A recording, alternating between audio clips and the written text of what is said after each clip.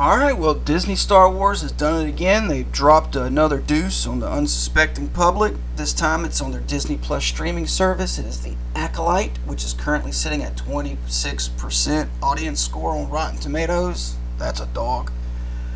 You compare that to the 91% critic score. You don't have to be a finance major to know that there's an issue there, so you kind of want to see what is the problem, why is that so different. I'll go ahead and tell you, I do not watch Disney movies anymore. I still keep up with Disney. Why? I graduated college in 2016 from UNC Wilmington. Go Seahawks. I was a finance major. That was my concentration. One of the classes that I took was Finance 440. You had to apply to be in this class. I applied and was accepted. The reason why you had to apply is because it was a portfolio management class that was managing real dollars. The other portfolio classes were not. They were just regular classes, so it was not a big deal. But this one, BB&T, which is now Truist, had gifted several years before I was there, had gifted $1 million to UNC Wilmington with the stipulation that students had to manage it. So there was 15 of us in the class. There's 13 sectors. So each sector got one student, two sectors got two students. I was by myself on consumer discretionary spending, so you see where I'm going with this. The year before, there was two girls managing consumer discretionary spending. They had Ford and another company, don't remember that right now, but they dropped that company and acquired Bed Bath & Beyond. And they had acquired Bed Bath & Beyond when it was at its peak. It was like $80 a share is what they got it for. Anyway, by the time I had gotten the portfolio, Bed Bath & Beyond was already down to $60. Now, I didn't have enough confidence to say I wanted to get rid of Ford and Bed Bath & Beyond and just get new stocks, because two people versus one, I just didn't feel comfortable with that. But looking into Bed Bath & Beyond, they're a terrible company. They make terrible decisions, and their stock price was already dropping. It had already dropped a quarter of its value, and I didn't see any hope for that company. So we had to get out of there. Yeah, we took a bath on it, lost $20 a share, but it could have been a lot worse. Could have been a lot worse. Could have lost everything. Bed Bath & Beyond is not around anymore, so their stock is worthless. So at least was able to save them some money. And I'm a big old nerd, right? Peter Jackson's Lord of the Rings is the tippy top of film production to me. Doesn't get any better than that. Best movie trilogy ever made. But right below that, the original Star Wars. I think Empire is one of the best movies ever made. So I'm a big old nerd. And this was, at the time, Disney had just acquired Lucasfilms. So I'm sitting here and I'm looking for a replacement for Bed Bath & Beyond. The nerd in me sees Star Wars, huge fan base that ain't afraid to spend money. Disney, ton of money, huge fan base coming together. Disney should be able to do really cool things with Star Wars and just make Space Mountain's amount of money, right? Also, I watched MCU. I liked that series. At the time, Guardians of the Galaxy, I went to watch that in theaters. That was a great movie, even better soundtrack, outstanding acting. It was just a great movie. Very funny. I enjoyed it.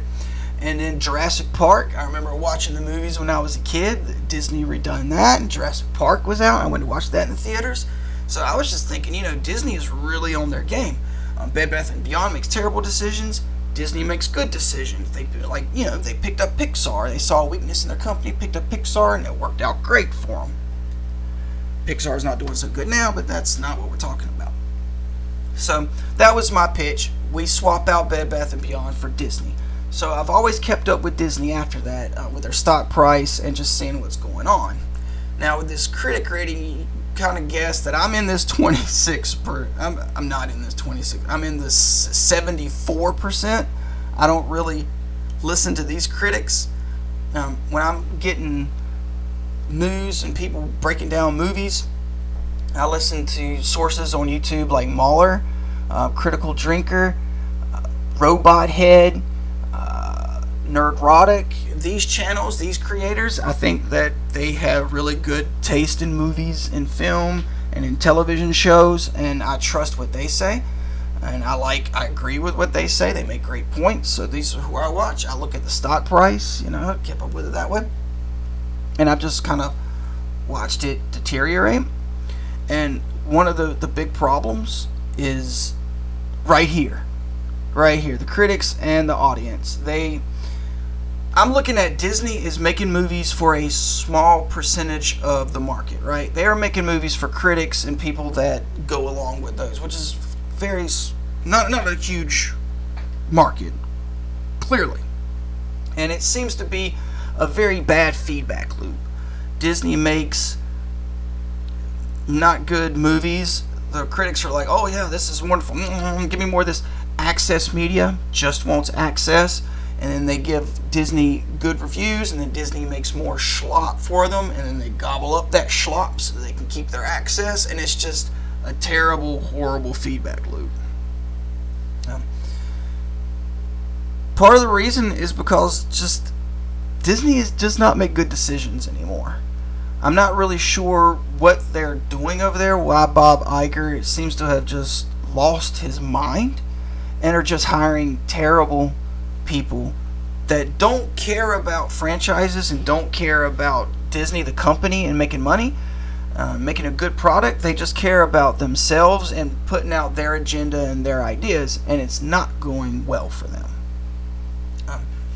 Here, I'm going to give you a good example of why I don't pay attention to the shill media.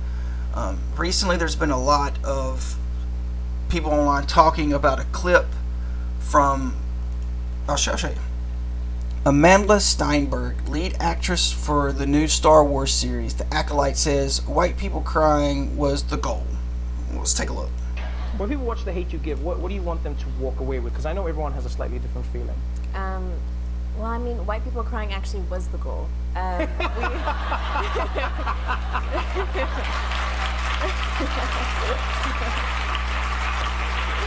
was the goal. Well, and my response to that would be like, if white people don't watch your movie, how they're gonna cry? I mean, people have to watch your stuff in order to feel any kind of way. I don't really have any feelings either way. I think this is in very poor taste. It's very divisive. But I'm not gonna cry because I'm not gonna watch it. But you got Screen Rant and other shills like Screen Rant, Kotaku, groups like that, man, that want to come out and try to run defense for Disney. The Amanda Steinberg clip is actually from 2018. Well, yes, Screen Rant, we're not morons. I mean, just because you're stupid doesn't mean that we're all stupid. We all see Trevor Noah at The Daily Show here. And most of us are very familiar with that abortion of a product that we got. Then one of the most unfunny people in the world was hired by Comedy Central to run The Daily Show. And he did. He ran it right into the ground. And that's kind of what we're seeing, not just with Screen Rant, but like Forbes, Variety, Newsweek, IMDb, IGN. Just a lot of these companies are running defense for Disney, and it's just that negative feedback loop. It's just they got terrible people making terrible decisions, and it's having its effects. Now, I do disagree with a lot of people out there that think, this movie bombs. They'll think about it. They'll redo it. No, not necessarily. When companies have bombs like this, they're just tax write-offs for them. They don't really learn or care much about that. They just write them off on their taxes, and it's no big deal to them. The issue is when you have a string of movies that doesn't make money for you and that you lose a lot of money on. Then it becomes a problem. But for a company like Disney, that's going to be a very long streak of movies that need to lose money for Disney to even start sweating that, right? And we look at their stock price. I mean, just look at it. It was up at a height of almost $200 and is now sitting at $101.55. It's nearly lost half its value. I'm not a critic. I'm just looking at it from a finance mind frame, and I see this and it freaks me out. I would not advise anyone investing in Disney. This is not financial advice. It's not. But me, if I was in that same situation that I was in college, I would not pick Disney knowing what I know now. I thought that they were going to make good decisions and really expand the Star Wars universe and make a ton of money, but it seems like they don't want to do that. I think bad decisions and greed. I think they don't want to pay out royalties on some of these, like Luke and Leia and Chewie. You know, they don't want to spend but so much on that. And I think greed and poor decision making from people, Leslie Hedder, and these people that are starring and running these shows. Leslie Hedder is a Weinstein acolyte. I mean, they're just making terrible decisions, and it's not going well for Disney. I hope Bob Iger and the board over at Disney sober up at some point and realize that this is clearly not what the public wants, and they're not going to go with it. These audience scores just keep going down. They just keep dropping. And it's not going to get any better when the feedback loop doesn't get any better. So yeah, that's my take on everything that's going on. It's we're just really sad to see what Disney's come to. Yeah. Anyway, please subscribe and like. Later, guys.